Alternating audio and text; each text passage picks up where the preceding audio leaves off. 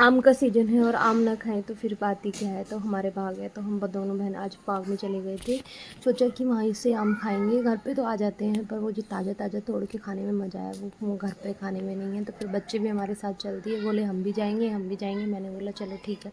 तो हम स्कूटी पर निकल गए थे दोनों बहन, और कुछ बच्चे पीछे आ रहे थे पैदल पैदल। और ये है हमारा बाग।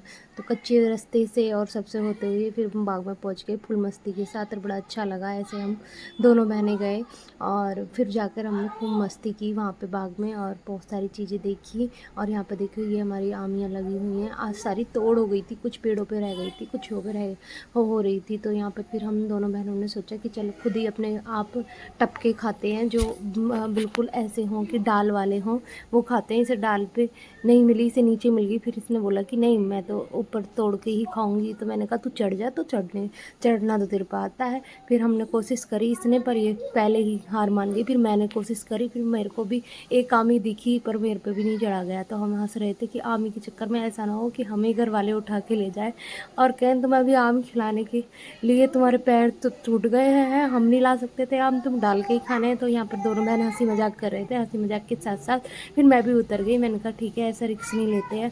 फिर वहाँ आम जो बाग हमारा रखा था हमने उसी से कहा भैया आम दे दे हमें टूटे हुए। तो उसने फिर लाके आम दे दिए बाल्टी में रखकर। फिर हमने आराम से बैठ के एंजॉय करे आम। और ये खाने का जो मज़ा है वो कहीं नहीं होता। सोचा था कि 12 में नहा के चलेंगे, पर वो हमारे आने तक लाइट ही भाग गई और हम नहीं नहा पाए। फिर हम दोनों बहन निकल गए घर के लिए, खा के एंजॉय करके अच्छे से। और बड़ा ही मज़ा आता है ऐसे बैठ के अपने बाग में आम खाना। और यहाँ पर कान्हा भी जिद कर रहा था कि मुझे खाना है, पर वो खा नहीं पा रहा था, बार बार ले रहा था आम और रख देता था। आम बहुत मीठे थे और इतनी ठंडी ठंडी हवा में खाने से और इनकी मिठास बढ़ गई थी। और यहाँ पर हमने बहुत सारे खा लिए थे। पीछे पापा बोले कि ज़्यादा मत खाना, लड़कियों का भी पेट चल जाए। मैंने कि पापा ज़्यादा नहीं खाएंगे, 3-4 खाकर फिर हम अपने घर के लिए आ गए सारे बच्चों को लेकर। और बच्चे बड़े इन्जॉय करा बच्चों ने। और यहाँ पर देखो कितना अच्छा व्यू हो रहा था और ठंडी ठंडी हवा चल रही थी। शाम के टाइम गए थे, फिर घर आके इन बच्चों ने पूल पार्टी करी और फिर हमने मोमोज़ मंगा दिए हवेली में। फिर इन्होंने इतने मोमोज़ खाए कि किसी ने पता नहीं लगने दिया कि मोमोज़ आए और कब चले गए। फिर मैंने कहा भाभी को भी दे दो एक भैया।